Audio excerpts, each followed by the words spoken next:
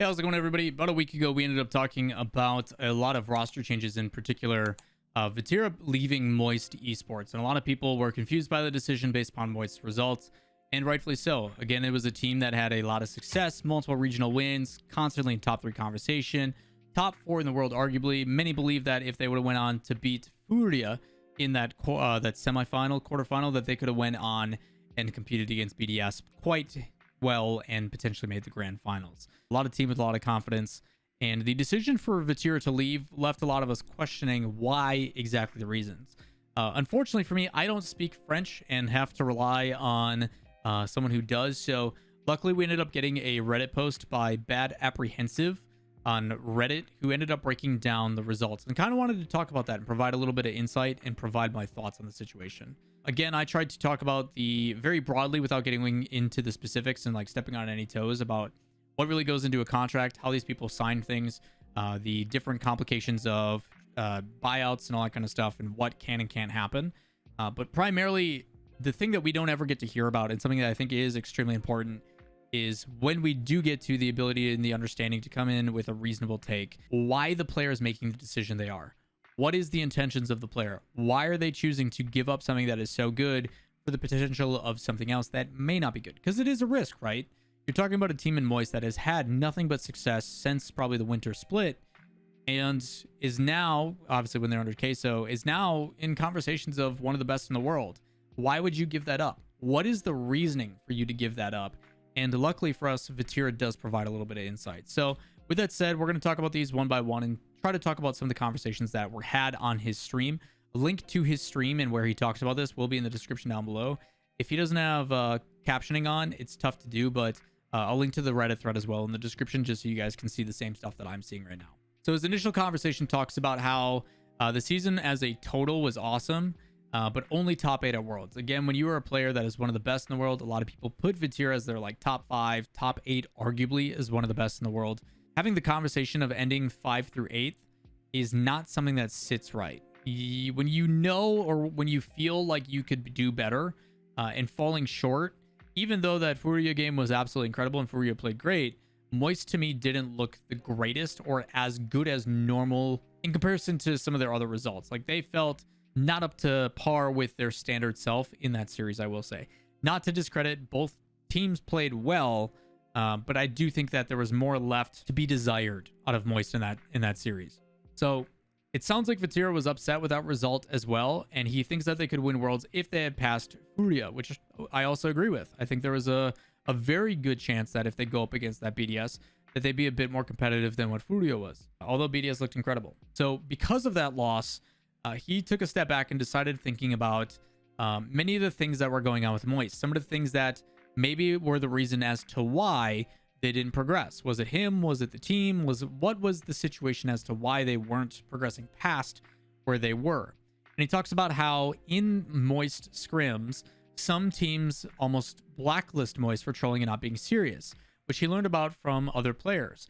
If you guys don't remember the calm tweet that they had, many allude to that it was NRG. Justin immediately replied, "It's not us this time," and it was actually Moist, to my knowledge. So one of the teams was upset by the fact that, hey, this is the World Championship. We're at LAN for the biggest event of the year, and you guys are still trolling scrims. What the heck is going on? And for Vatira, that doesn't sit well. He gave and has stated gives his everything in training, but it felt that his teammates were at their best only for the matches. Again, there's this very standard practice makes perfect. You want to put in and make yourself as conditioned to the environment as possible. You want to train as if you're playing on LAN, all that kind of stuff. Give it your all the time. So when that experience does happen, it feels second nature. It is not this random situation that's like, oh, wow, there is a lot of pressure here. There is a lot of things we're unprepared for. So the preparation going into it is what I think he is kind of alluding to, and talks about how he's afraid that the team would only play for tournaments and that they were unable to fix mistakes.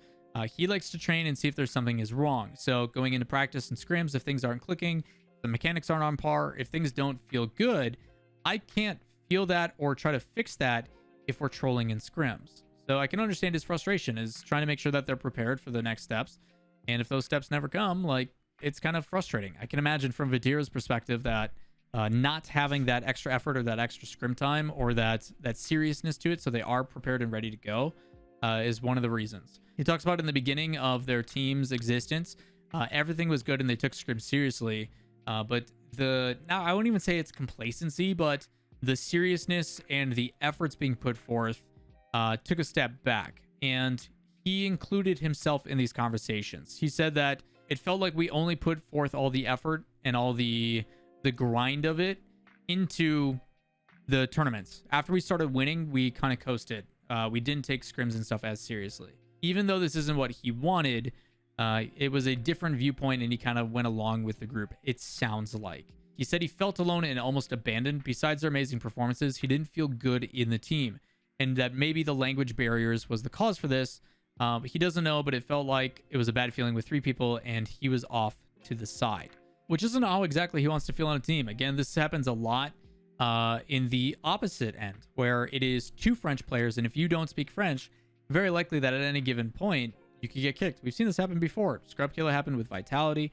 Gregan, as their coach, also was kind of given the out, even though he was taking the efforts to learn. But this is nothing new. That teams now, more than ever, I would say most likely this year has kind of been the first time we've really seen it showcased in full, that players of the same type. We had 3 Spanish players together. We now have 3 French players together on multiple rosters, because French players are absolutely insane at Rocket League for whatever reason.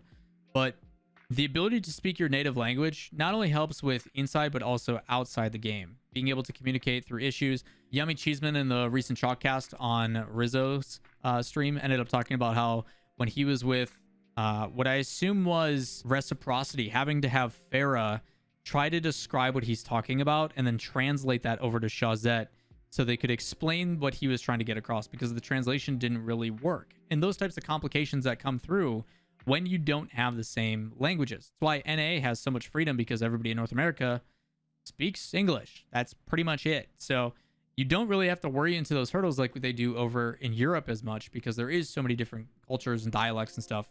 And while some people over there can, and a majority, like I think I've never ran into a European pro that doesn't also speak English, but it is also more difficult and they are very self-conscious. Farah was one of the most forthright people with it. He would always approach us and talk about how nervous he was to talk to us. I would have like a 45-minute conversation with him, perfectly fine, and he would still be worried and critical and unsure how good his English was. And he would ask me, he's like, is it okay? Is it good? And I'm like, dude, we've been talking for like an hour. Like, you're fine, man. I'm having no issue. Like, this isn't a big deal. But it's still something that they worry about. It's still something that is a concern of theirs. And being able to alleviate that just so they can go and play with people they're familiar with makes a lot of sense. He says, even though that they were really good, like at the major, he also thinks that they choked a lot and had some luck. Mentions the SSG kickoff goal. If that doesn't happen, do they actually go and, win the whole thing? If SSG ends up closing out that series, do they actually make it? And I have a lot of respect for Vatira in this circumstance because of the way that he is approaching and thinking about this. Understand that this was on stream. These are snippets and translations from somebody else on Reddit, and this is not a one-to-one. So I'm just reading based upon what the translation is and then trusting that this comes across correctly from Bad Apprehensive on Reddit. But for him to have this kind of thought process, again, as a young 16-year-old kid, and talk about, we didn't have the results that we wanted, the what ifs and stuff that come from it, we kind of got lucky. And I don't want to go to game 7 every single time. I can tell you guys, as someone who has been casting V1 for 3 years, they were a team that went to game 5 or game 7 like 68% of the time. It sucks. It takes a toll. The players are stressed. It adds an unwanted kind of strain on the player and a toll on the mental. And being able, a team that if they do put in the, not saying that it's going to happen, but if they were a team that put in the effort and the practice and the scrim time and all that kind of stuff, maybe they wouldn't go to game 7 to clutch it every single time, even though their stats for clutching are absolutely insane. I talk about those stats in the RLCS season around the corner last Tuesday. It's in there somewhere about how clutch Rise and them are on Moist. It's actually insane in game 5s and game 7s. But he says he prefers a game where he wins after a timeout, explaining that they could go into a timeout, talk about what they need to change, make those adjustments, and then close it rather than going all the way to the end. And talking about wanting to be able to basically close out a series 4-1, 4-0, 3-1, whatever it is. He doesn't want to have to go to the distance every single time. And he thinks that being able to put in practice as well as be on the same communication area and as well being able to communicate in his native and his first language, I think will help with that. People want to know how important it is to communicate in Rocket League with how fast the game is and how reactionary it is. Being able to not have to imagine every single thing you say. You have to think about what you're saying and then be like, wait, what's the translation for that? And then translate that. There's a delay to it, whether it's a big difference or not. But from every pro I've talked to, from every person that speaks the language and then is speaking English instead, I recently did an interview with a pro for an upcoming video, and you can even tell during that the having to speak in English rather than their native language, it doesn't come across as clearly or as well thought out as their initial, because they're trying to figure out what words. Again, it's one more hurdle that they have to go through. He says he doesn't know if he's leaving on good terms with Moist, but he thinks that they will be mad at him. He still controls Joyo and Rise 2 as bros. He thinks. At least that's what it says in the paraphrasing. It says, and I quote, he still thinks Joyo, parentheses, and I think Rise 2 as bros. Apparently he doesn't necessarily mention Rise, but I wouldn't look too far into that. He says he understands that why people are surprised about the decision, and even for viewers, and he said that it would not make any sense from a fan's point of view, but it's more than just gameplay, which we've talked about numerous times on this channel. It is almost always more than gameplay. Very rarely is a roster change due to just gameplay. There's a lot of times where the team kind of phases and fizzles out, and it's like, oh yeah, the results haven't been there. We've gave it our best shot. It's over.